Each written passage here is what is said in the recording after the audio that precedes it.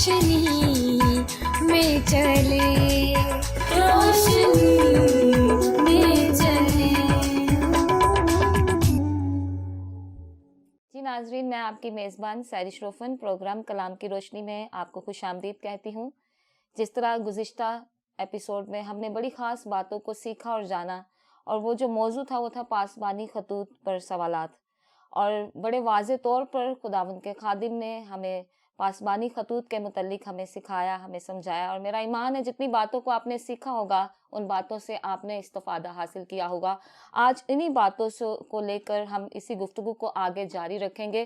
گزشتہ ایپیسوڈ میں ہم نے پاسبان کے متعلق سیکھا کہ پاسبان سے مراد کیا ہے، پھر ہم نے افسس کی شہری اور کلیسیائی پس منظر کے بارے میں جانا۔ آج اسی گفتگو کو اور آگے بڑھاتے ہوئے بڑے واضح طور پر خداوند کے خادم سے سیکھیں گے، جانیں گے اور برکت پانے والے ہوں گے۔ آج ایک بار پھر میرے ساتھ بہت ہی خاص شخصیت ہے، محترم عالی جناب پادری عزیز انور صاحب۔ پادری صاحب، آج کے ایپیسوڈ میں آج آپ کو خوش آمدید کہتی ہوں۔ بہت شکریہ سہرش، آپ نے ان خطوط کے بارے خدا کے پاک کلام کو سیکھنے کے لیے یہ پروگرام مرتب کیا۔ جی میں آپ کے ادارے کا بے حد شکر گزار ہوں، اور امید کرتا ہوں کہ اس کے وسیلے سے بہت سارے لوگ اپنی خدمت کے جو حدود اربع ہے اس کو درست کر سکیں گے۔ جی پادری صاحب، لاسٹ ٹائم جیسے آپ نے افسس شہر کے بارے میں بڑے واضح طور پر بتایا تھا، اور کلیسیا کے متعلق بھی ہم نے باتیں کی تھی۔ آج انہی سوالوں کو لے کر کلیسیا کے متعلق اور سیکھیں گے اور جانیں گے۔ تو آج کا جو پہلا سوال ہے وہ میں آپ سے کرنا چاہتی ہوں کہ پاسبانی خطوط الہیاتی تعلیم میں کس طرح اہمیت کے حامل ہوئے، اور کب انہیں پاسبانی تعلیم کے لیے استعمال کیا جانے لگا، اور کلیسیا کب وجود میں، اور پاسبانی خطوط اس کے بارے میں ہمیں کیا بتاتے ہیں، اس کے بارے میں بتائیے گا۔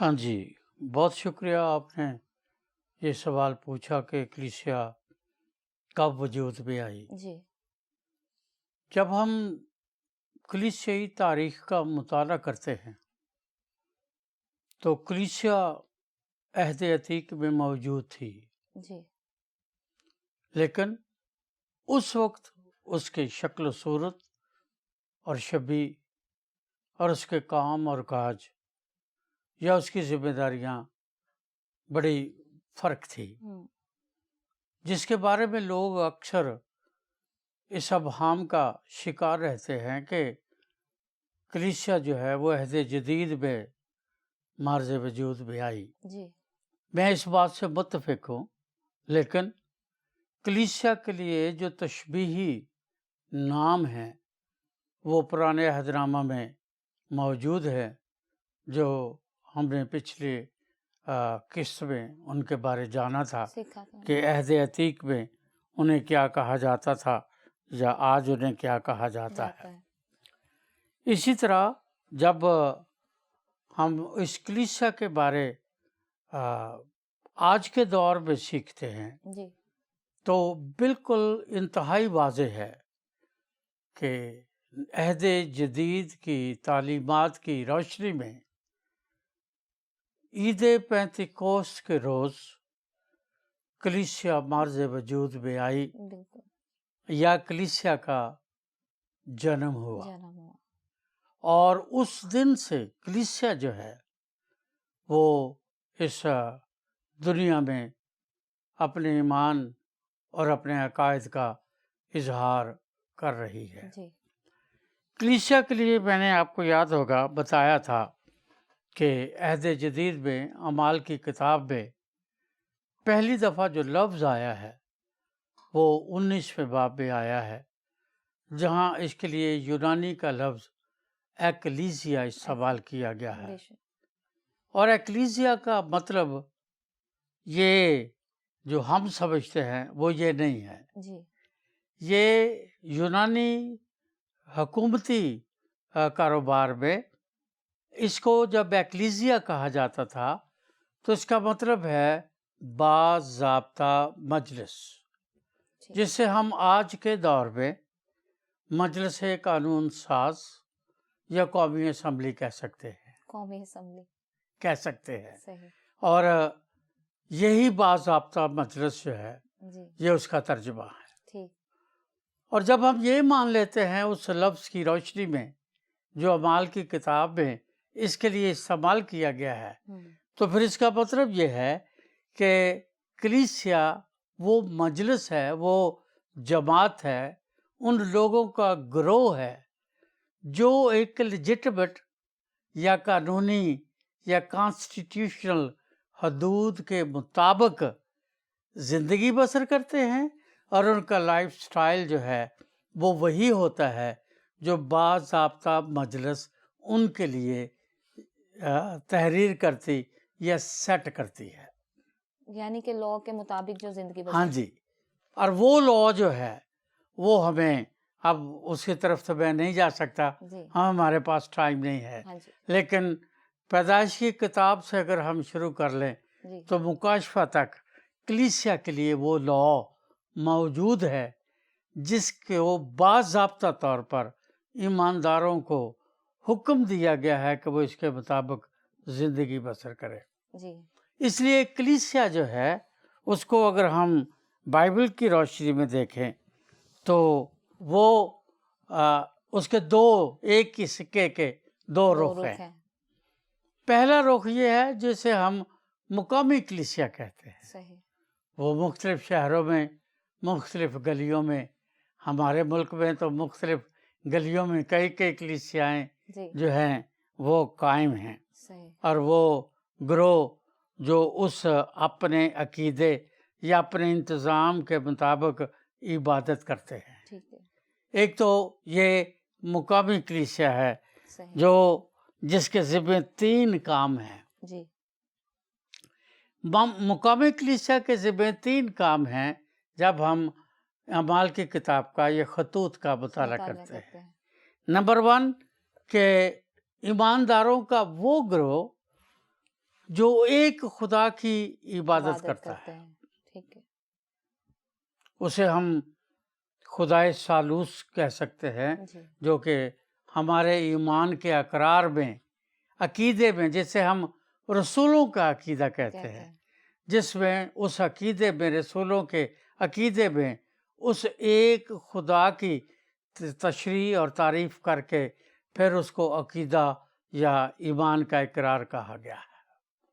دوسرا یہ ہے کہ یہ جو مقامی گروہ ہے یا مقامی کلیسیا ہے یا ایمانداروں کی جو جماعت ہے، وہ نہ صرف عبادت کرتی ہے بلکہ وہ ان لوگوں کی تربیت بھی کرتی ہے صحیح، جو اس عقیدے کے مطابق زندگی بسر نہیں کرتے جس کو بائبل مقدس میں ایک ایماندار کے لیے واضح کیا گیا ہے صحیح، یا وضع کیا گیا ہے۔ نمبر 3 یہ بات ہے کہ اس کلیسیا کا یا اس گروہ کا تیسرا کام یہ ہے کہ وہ ایک دوسرے کی، ہر ایماندار دوسرے ایماندار کی حوصلہ افزائی کرتے ہیں، کیونکہ ابتدائی دور میں جب کلیسیا مارز وجود میں آئی تو اس کے ساتھ ہی چند سالوں کے بعد، بلکہ ہم کہہ سکتے ہیں جب ہم تاریخ کا مطالعہ کرتے ہیں تو اسی دور میں کلیسیا میں اظہار ثانی کا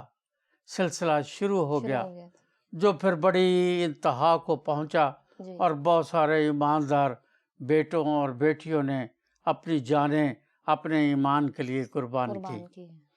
تو اس میں کلیسیا کی یہ بھی ذمہ داری بنی کہ وہ اہل ایمان ایک دوسرے کی حوصلہ افزائی کرے۔ اسی لیے یوحنا اپنے خط میں کہتے ہیں کہ جو خدا کے بیٹے پر ایمان رکھتا ہے، پہلا یوحنا 5واں باب، اس میں کہتے ہیں کہ جو خدا کے بیٹے پر ایمان رکھتا ہے وہ اپنے آپ میں گواہی رکھتا ہے۔ اس لیے یہ جو ابتدائی کلیسیا تھی وہ عید پینتیکوس کے روز اس نے جنم لیا، اور پھر یہ اپنے عقائد اور نظریات کے مطابق جن کی بنیاد خدا کا کلام اور پھر یہ خطوط نیا اور پرانا عہد نامہ ہے اور مسیح یسوع کی تعلیمات ہے، ان کی بنیاد پر پھر یہ کلیسیا آگے بڑھتی چلی گئی۔ اب آپ کے سوال کا دوسرا حصہ یہ ہے کہ جب کلیسیا مارز وجود میں آ گئی تو پھر ان خطوط کی ضرورت کیا تھی؟ اور میں سمجھتا ہوں کہ یہ انتہائی ویلڈ، انتہائی اہم سوال ہے کہ جب اناجیل موجود ہیں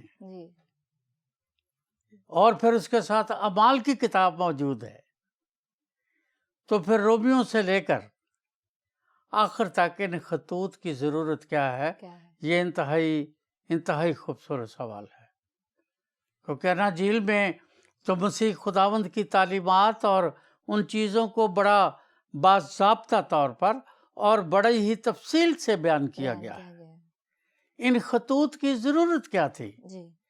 اس میں پہلی بات یہ ہے کہ جب کلیسیا مرز وجود میں آ گئی تو پھر کلیسیا کا چال چلن، رویہ، عقیدہ، ایمان، طرز حیات کس قسم کا ہونا چاہیے؟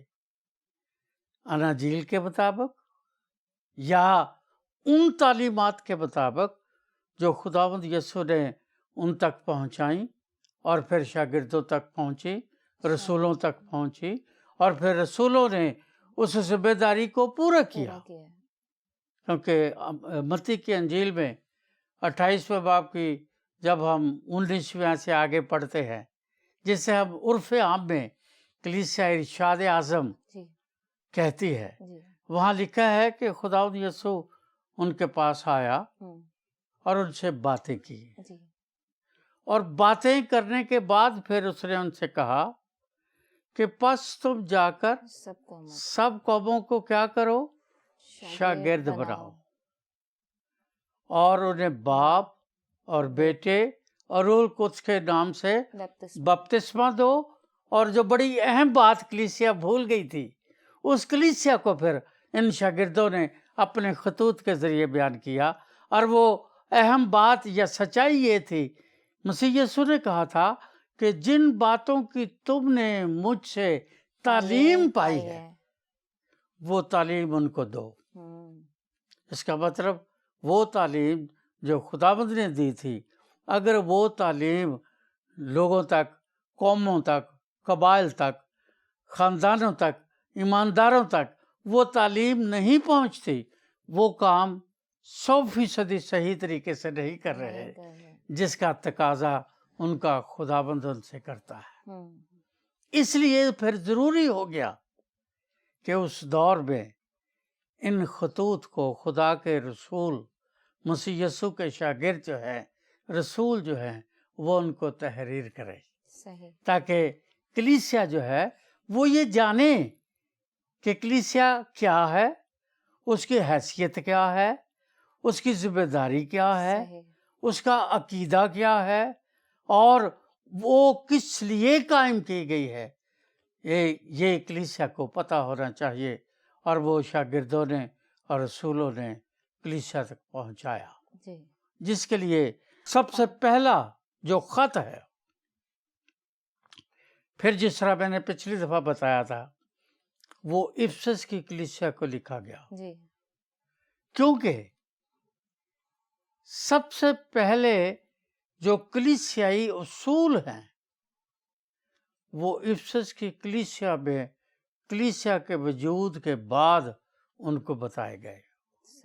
پہلے پولوس کے تیسرے بشارتی سفر پر وہاں کلیسیا قائم ہوئی، پھر تیموتھیوس کو وہاں چھوڑ دیا گیا، اور پولوس نے تیموتھیوس کو وہاں چھوڑا، اور پھر اس نے پہلا اور دوسرا خط لکھا، پھر اس نے تیتس کو، فلیمون کو خط لکھا، لیکن اس نے جب افسس کی کلیسیا کو خط لکھا تو تیموتھیوس اس وقت افسس کی کلیسیا میں ایک نوجوان خادم کے طور پر خدمت کرتا تھا، اور جب اس نے پہلی دفعہ یہ خط اس کو ملا، اس خط میں پہلی دفعہ کلیسیا کے جو ڈاکٹرنز ہیں، جو عقائد ہیں، جنہیں آج ہم ڈاکٹرنز یا عقائد یا مسائل کے نام سے یاد کرتے ہیں، وہ پہلی دفعہ مقدس پولوس نے وہاں ان پر گفتگو کی، ان کو زیر بحث لایا، اور پھر تیموتھیوس کے ذریعے मुकद्दस यूहन्ना के ज़रिए, तीतस के ज़रिए कलीसिया तक पहुँचे और फिर उसने बताया कि हमारे अकायद क्या हैं। हमारे अकायद वो नहीं हैं जो इस वक्त प्रवेल कर रहे हैं या जिनको लोग मान रहे हैं, ये नहीं है। क्योंकि पहली सदी या जो ही ईद पेंतिकोस पर कलीसिया बारज़ वजूद में आई, जी। बिदात ने भी जन्म ले लिया। और जब बिदात ने जन्म ले लिया, जो आगे चलकर हम सीखेंगे वो कौन कौन सी थी, तो फिर ज़रूरी हो गया कि मुकद्दस पौलुस और दूसरे शागिर्द जो है, जिनको हुक्म दिया गया था कि वो कलीसिया को बताएं कि उनका असल अकीदा या ईमान या फेथ क्या है, और इसके सिवा अगर कुछ है तो उस पर वो उसको कबूल ना करें। जब हम इफिसस की कलीसिया की कोई ख़त का मुताला करते हैं तो ये बात जो मैं बता रहा हूँ वो बिल्कुल वाज़ेह हो जाती है। उसके पहले बाब में जब हम देखते हैं तो यहाँ लिखा है, जो बात मैं कह रहा हूँ उसके लिए पौलुस की तरफ से जो खुदा की मर्जी से मसीह यीशु का रसूल है उन मुकद्दसों के नाम। यानी इसका मतलब ये है जो इफिसस में हैं और मसीह यीशु में ईमानदार है। यानी जो ईमानदार है वो मुकद्दस है, जो ईमानदार नहीं है वो मुकद्दस नहीं है। अब उस दौर में तो हालात ऐसे पैदा हो गए थे कलीसियाओं में कि कलीसियाओं के अंदर ही, जैसे करंथस है, रोमियों की कलीसिया है और दूसरी कलीसियाएं हैं, उनके अंदर ऐसे उस्ताद पैदा हो गए थे कि मसीह पौलुस को लिखना पड़ गया करंथस के खत में कि क्या मसीह बट गया है, क्या मसीह तकसीम हो गया है, क्या मसीह को तुम लोगों ने टुकड़े टुकड़े कर दिया है। हर एक ने अपने अपने उस्ताद बना लिए हैं, हर कोई अपने अपने उस्तादों की तालीमात पर गौर करता है। क्यों खुदा के कलाम के मुताबिक ज़िंदगी बसर नहीं करते? तो फिर उन्होंने ज़रूरत समझी या खुदा के पाक रूह ने उनको गाइड किया कि वो इन खतूत को तहरीर करे, जिसमें जब उसने लिखा तो फिर उसने सबसे पहले, अगर आप पहला बाब उसकी 3 आयत देखें तो लिखा है कि जो मुकद्दस हैं, ईमानदार हैं, उनके बारे लिखा है हमारे खुदावंद यीशु मसीह के खुदा और बाप की हम्द हो जिसने हमको मसीह में आसमानी मुकामों पर हर तरह की रूहानी बरकत बख्शी। चुनाचे उसने हमको बनाए आलम से पेशतर उसमें चुन लिया ताकि हम उसके नज़दीक मोहब्बत में पाक और बेऐब हों। फिर आगे 14वीं आयत तक, फिर वो उसकी 14वीं आयत के एंड में कहता है जो उसके जलाल की सिताइश हो। ये ज़रूरत थी कि कलीसिया को ख़त लिख कर बताया जाए। क्या बताया जाए? कि जो ईमानदार है, नंबर 1 वो मुकद्दस है। क्यों मुकद्दस है? उन्हें आज के दौर में बपतिस्मा मिला है या नहीं मिला है? अगर वो ईमानदार हैं, उनका खतना हुआ है या नहीं हुआ है? चूंकि वो ईमानदार हैं, वो ये ईमान रखें कि खुदा ने अपने इल्म साबिक के मुताबिक उनको बनाए आलम से पेशतर, जैसे अभी मैंने पढ़कर बताया है, उसने चुन लिया है। और यही बात मुकद्दस यूहन्ना ने मसीह यीशु के अल्फाज को, उसको उस वाज को 15वें बाब में तहरीर किया है, जहाँ मसीह यीशु ने कहा अंगूर का दरख्त मैं हूँ।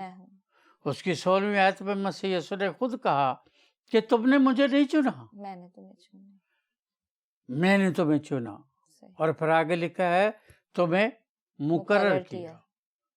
तुम्हें मुकर्रर किया किस लिए? ताकि तुम फल लाओ और तुम्हारा फल कायम रहे, ताकि जो कुछ मेरे नाम से मेरे बाप से मांगो वो तुम्हें मिले। तो पौलुस कलीसियाओं को, खत लिखने वाले कलीसियाओं को, कलीसिया में खिदमत करने वाले लोगों को, पासबानों को, मुबशरों को ایونجلسٹ ہو، جتنے لوگ اس وقت خدمت میں کسی نہ کسی طریقے سے شامل تھے، ان کو یہ یقین دلانا چاہتا ہے کہ تم ایک حالات کی پیداوار نہیں ہو، تم ایک وقت کی پیداوار نہیں ہو، تم بائی چانس ایماندار یا مقدس نہیں ہو، بلکہ تم وہ لوگ ہو جن کو خدا نے بنائے عالم سے پیشتر چن لیا ہے۔ پھر لکھا ہے کہ اس نے نہ صرف چنا ہے بلکہ اس نے مسیح یسوع کے لہو سے ہمیں مخلصی دی ہے، ہمارے گناہوں سے رہائی دی ہے۔ جی تیسری بات، پھر اس نے ہمیں پاک روح کی مہر کی ہے، اس لیے تم نہ صرف ایماندار ہو، مقدس ہو، خدا کے لوگ ہو، خدا کے چنے ہوئے ہو، چونکہ چنے ہوئے ہو اس لیے تمہیں یہ یقین ہے، یہ اعتقاد ہونا چاہیے کہ تمہیں اس نے اپنے بیٹے کے لہو سے مخلصی دی ہے۔ جی چونکہ مخلصی دی ہے اس لیے تم پر پاک روح کی مہر بھی لگی ہے۔ چونکہ پاک روح کی مہر لگی ہے اس لیے ضروری ہے کہ تم وہ عقیدہ، وہ ایمان اپناؤ جو خدا کا کلام یا پاک روح تمہیں کہتا ہے، جو اس دنیا کے اساتذہ تمہیں کہتے ہیں، جو جگہ جگہ لوگوں نے بنا رکھے ہیں، ان استادوں کی نہیں، کیونکہ لکھا ہے لوگ کانوں کی کھجلی کے باعث بہت سارے استاد اپنے اپنے بنا لیں گے، جن کو ہر خط میں پولوس نے بھی اور دیگر رسولوں نے بھی رد کیا یا کنڈیم کیا۔ جی تھینک یو پادری صاحب۔ جی ناظرین، میرا ایمان ہے اس کلیسیا کی اہمیت کے بارے میں، کلیسیا کے کاموں کے بارے میں، کلیسیا کے عقیدے کے بارے میں بڑی خوبصورتی کے ساتھ پادری صاحب نے ہمیں بتایا ہے، تو میرا ایمان ہے آپ نے بڑی برکت پائی ہوگی۔ اگلا سوال پادری صاحب آپ سے پوچھوں گی کہ بہت سے مترجمین اس بات کے قائل ہیں کہ پالوس رسول ان خطوط کے بانی نہیں ہو سکتے، کیونکہ حضرت پالوس رسول کے ان 3 خطوط کا جو انداز تحریر ہے ان کے دیگر خطوط سے جدا ہے۔ اس کے بارے میں آپ کی کیا رائے؟ میں بیٹا اس کے بارے کیا کہوں، میں حیرانگی ہوتی ہے کہ لوگ اتنے بے سر و پا سوال کرتے ہیں۔ جی اب یہ کیسے ہو سکتا ہے کہ ایک رائٹر جو ہے یا مصنف جو ہے وہ 5، 6، 7، 14 کتابیں لکھے اور بات ایک ہی کرے؟ یہ کیسے ممکن ہے؟ بالکل، اس کو اردو گرامر میں تکرار لفظی کہا جاتا ہے، جی اور تکرار لفظی جو ہے یہ کسی بھی مصنف کی، کسی بھی مقرر کی، کسی بھی لکھنے والے کی کمزوری یا خامی گنا جاتا ہے۔ بالکل، دوسری اہم بات یہ ہے کہ جس طرح سے کلیسیا کو، پاسبانوں کو، اس وقت کے خادموں کو خدا کے کلام کے رہنمائی کی ضرورت پڑی، خدا کا پاک روح مقدس پولوس کو استعمال کرتا رہا۔ بالکل، تیسری بڑی بات یہ ہے کہ ایک شخص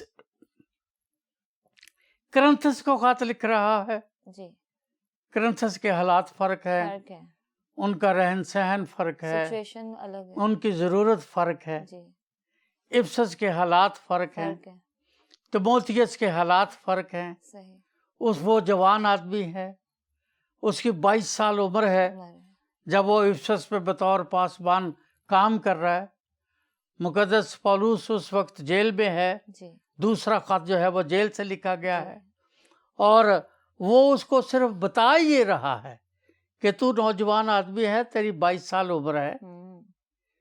یہاں کس طرح سے کلیسیا کی خدمت کرنی چاہیے۔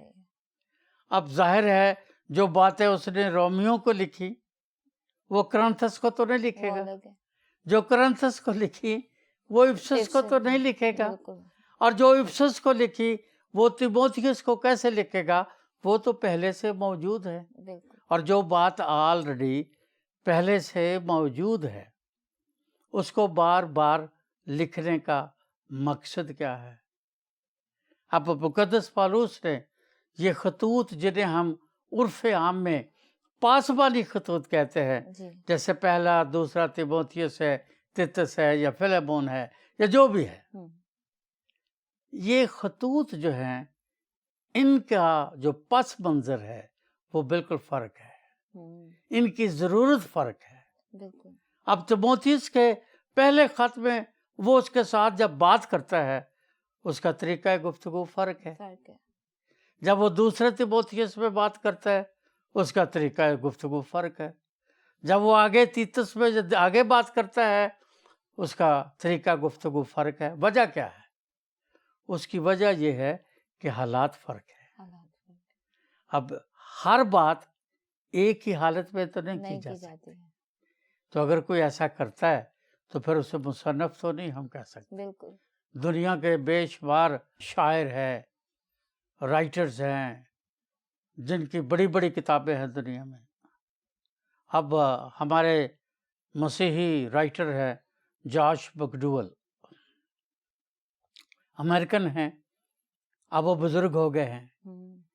उनका बेटा है जी। वो भी उसी तरह, वो भी मुसन्नफ़ है, वो भी मुसन्नफ़ है। जॉश मैकडूगल ने 100 से ज़्यादा किताबें लिखी है। सही। अगर मजमून एक है तो फिर 100 किताबें लिखने का तो को क्या बनता है? उसकी ज़रूरत क्या है? अल्लामा इकबाल ने शायरी की है, उसकी शायरी की कई किताबें हैं जी। ज़रूरत क्या है? एक ही किताब लिख देते। मिर्ज़ा गालिब ने दीवाने गालिब के बाद भी बेशुमार किताबें लिखी हैं जी। दुनिया के जितने भी राइटर्स हैं, जिस भी ज़ुबान के राइटर्स हैं, उन्होंने अपने अपनी ज़ुबान में मुख्तलिफ मौज़ूआत पर बात की है। तो कलीसिया जैसे इंतहाई अहम मज़मून पर जब मुक़द्दस पौलुस गुफ्तगू कर रहे हैं और अकायद बयान कर रहे हैं, उनका तरीक़ा कार बयान कर रहे हैं, उनका रहन सहन बयान कर रहे हैं, उनको किस तरह से खिदमत करनी है, खिदमत के तरीके बता रहे हैं, तो फिर उसका एक ख़त कैसे हो सकता है? बिल्कुल। ज़्यादा है, उसका सबब ये है कि ज़रूरत ज़्यादा है। सही। तो जितना ज़्यादा लिखा जाएगा उतना ज़्यादा लोग पढ़ेंगे, तालीम पाएंगे और तरक्की करेंगे। और यही आजकल है। उस ज़रूरत के मुताबिक खुदा का पाक रूह अपने लोगों को कहता है कि वो क्या लिखें और क्या ना लिखें। इसी वजह से मुक़द्दस पौलुस ने ये खतूत लिखे। जी, थैंक यू पादरी साहब, बड़ी खूबसूरती के साथ आपने सवाल का जवाब दिया। जी नाजरीन, यकीनन आज के इस एपिसोड से आपने बड़ी बरकत पाई होगी। अगर आपके जहन में कोई सवाल हो तो आप स्क्रीन पर दिए गए नंबर पर हमसे राब्ता कर सकते हैं।